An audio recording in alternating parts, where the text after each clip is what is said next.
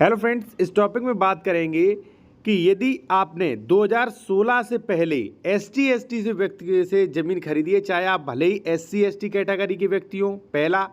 दूसरा, यदि मान लीजिए आप अदर कैटेगरी से हैं और आपने एससी एसटी वर्ग के व्यक्ति से ज़मीन खरीदी थी और वहाँ पे सेक्शन 98 सेक्शन 157 का उल्लंघन किया है, तो ऐसी कंडीशन में आपकी जो भी ज़मीन है, चाहे वो आवासीय प्लॉट, चाहे मकान, चाहे वो कृषि की ज़मीन, राज्य सरकार में निहित हो जाएगी। कोर्ट के मैं आपको स्पष्ट ऑर्डर भी दिखाऊंगा जिसमें स्पष्ट मेंशन किया गया है कि जो भी ज़मीन है ये राज्य सरकार में निहित होगी। ठीक है साथियों।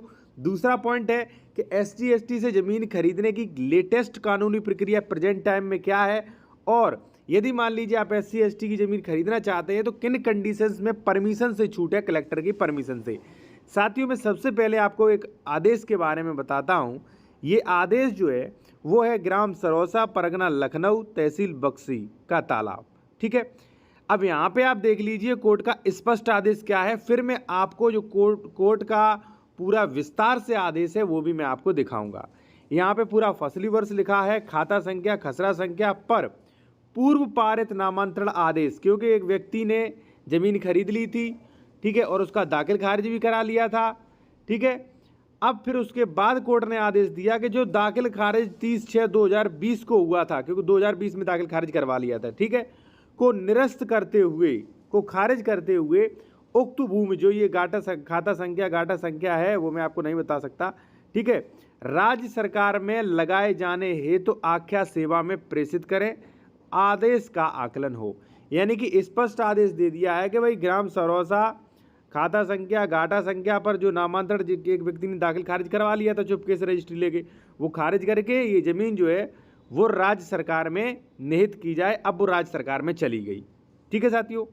तो अब मैं आपको एक चीज़ बता दूं, यदि प्रॉपर्टी डीलर आपको ज़मीन बेच रहे हैं, वो वहाँ पे कहते हैं कि नहीं ये आवासीय ज़मीन है, खरीद सकते हो, नहीं ये ज़मीन जो है इस पर आवासीय का स्टाम्प पे कर दिया, खरीद सकते हो, या मान लीजिए इस पर तो बिल्डिंग बनी है, खरीद सकते हो, ठीक है, तो नहीं खरीद सकते। आप सावधान हो जाएं और खरीदने से पहले आप सेक्शन 98 के नियमों को जान लें थोड़ा। सेक्शन 98 स्पष्ट प्रोविज़न करता है कि भाई आप अनुसूचित जाति, अनुसूचित जनजाति के लोगों से ज़मीन ऐसे नहीं खरीद सकते, कुछ कंडीशंस में खरीद सकते, वो मैं आपको बताऊंगा, वो भी परमिशन लेके। अब कोर्ट ने आदेश क्या किया है साथियों, वो आप जान लीजिए। एक चीज़ मैं आपको और बता दूं साथियों उससे पहले, कि यदि आप कोई कानूनी सलाह लेना चाहते हैं ले सकते हैं, या मान लीजिए आप उत्तर प्रदेश में कोई ज़मीन खरीद रहे हैं, इसको डॉक्यूमेंट्स चेक करवाना है तो वो भी आप करवा सकते हैं कि ज़मीन विवादित तो नहीं किसी भी प्रकार से। कॉन्टैक्ट नंबर वीडियो के डिस्क्रिप्शन में दिया गया है साथियों। फर्स्ट, ये आदेश जो है वो है 12/2/2024, ठीक है। वाद संख्या पूरा ग्राम डला है। यहाँ पे निर्णय क्या दिया है, प्रश्नगत वाद ग्राम सभा में नामित अधिवक्ता द्वारा। देखिए सरकारी भी अधिवक्ता होते, वही सरकार की तरफ से केस लड़ते जब आप कोई गलत चीज़ कर ले तो, ठीक है।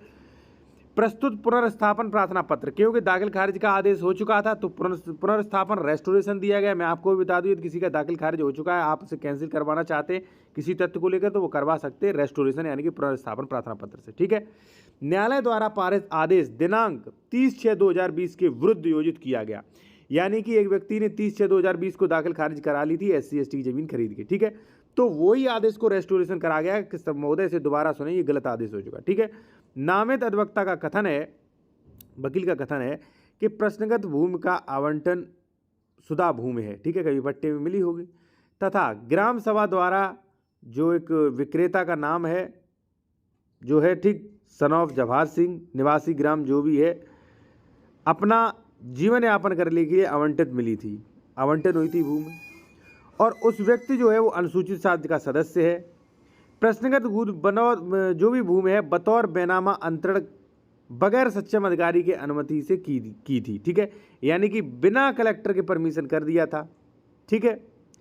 अब साथियों जो कि 157 का, देखिए पहले ये धारा 157 का हुआ करती थी, अब वर्तमान में ये धारा जो है सेक्शन 98 है, ठीक है, के प्रावधानों के विपरीत है, ठीक है, विरुद्ध ढंग से 11/10/1999 में एक विक्रेता के पक्ष में कर दी गई थी, ठीक है। देखिए 11/10/1999 में ये बेच दी थी जमीन, ठीक है।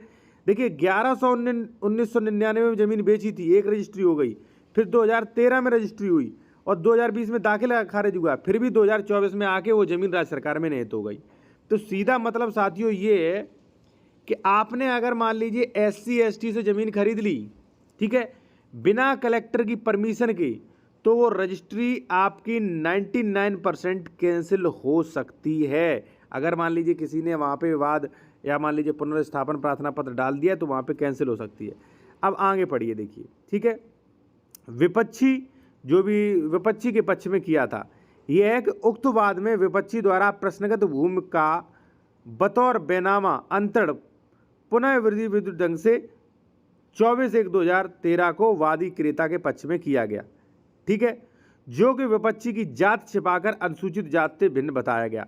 देखिए, एक रजिस्ट्री 1999 में हुई, वहाँ 157 का उल्लंघन हुआ।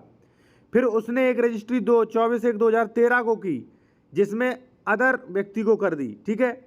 चूंकि क्रेता वादी अनुसूचित जात का सदस्य नहीं है, वादी द्वारा तत्काल क्षेत्रीय लेखपाल से मिली भगत व साठगांठ करके विक्रेता विपक्षी की जात की जांच आख्या क्षेत्रीय लेखपाल प्रस्तुत कराई गई, जिसमें स्पष्ट रूप से लिखा था कि विक्रेता अनुसूचित जात का सदस्य नहीं है, ठीक है।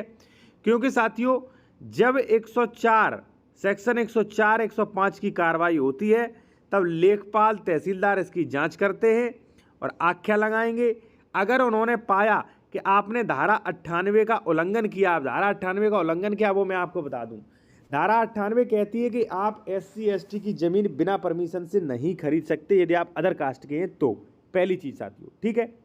अब है क्या, मान लीजिए आपको ज़मीन खरीदना है, ठीक है। देखिए, ज़मीन खरीद का मतलब है ना आप पट्टे भी ले सकते, ना बंधक कर सकते, ना वसीयत करवा सकते, ना गिफ्ट डीड, ना सेल डीड, ठीक है, बेनामा दान कुछ नहीं कर सकते। अगर आपको करना है तो कलेक्टर की परमिशन लीजिए, लिखित परमिशन। दूसरी बात, परमिशन अगर लेना है तो वो भी कुछ कारणों से परमिशन बनेगी। जैसे मान लीजिए साथियों आप जो है, मान लीजिए जो व्यक्ति बेच रहा है SC/ST वर्ग का व्यक्ति है, वो अनुसूचित जात का सदस्य है, ठीक है, और उसका मान लीजिए कोई भी उत्तराधिकारी नहीं, तब। दूसरा है साथियों, अगर मान लीजिए साथियों कोई भी उत्तराधिकारी नहीं है, इसके अलावा मान लीजिए वो दूसरे राज्य में वो रहने लगा है, ठीक है, वहीं पे नौकरी करने लगा है, अब ज़मीन मान लीजिए दूसरे राज्य में हो चुकी है, दूसरे डिस्ट्रिक्ट में हो चुकी है, तो ऐसी कुछ कंडीशन निर्धारित की गई हैं जिनमें साथियों कलेक्टर परमिशन दे सकते हैं। जब परमिशन दे दें तो आप ज़मीन खरीद सकते हो। अब कई लोगों का प्रश्न होता है कि हम तो आवासीय प्लॉट खरीद रहे हैं, प्लॉट में खरीद सकते हैं। साथियों बिल्कुल भी नहीं खरीद सकते। ये प्रॉपर्टी डीलर जो है वो आपको जाल में फंसाते हैं। अगर कोई भी व्यक्ति ऐसा कहता है कि आप प्लॉट में खरीद सकते हो तो उससे ये कहिए कि आप मुझे सेक्शन बताइए, ये कानून में कहाँ लिखा है, वरना आप मुझसे सेक्शन पूछ सकते हैं। कॉन्टैक्ट नंबर हमारा वीडियो के डिस्कशन में दिया गया है। आप कोई प्रॉपर्टी खरीद रहे हैं, उसको डॉक्यूमेंट चेक करवाना है कि ज़मीन विवादित है, मान लीजिए किसी प्रकार से ज़मीन सही है कि नहीं, तो वो आप चेक भी करवा सकते हैं। कॉन्टैक्ट नंबर हमारा वीडियो के डिस्कशन में मेंशन किया गया है साथियों। और सोशल मीडिया पर भी फॉलो कर सकते हैं, लिंक वीडियो के अकाउंट में दी गई।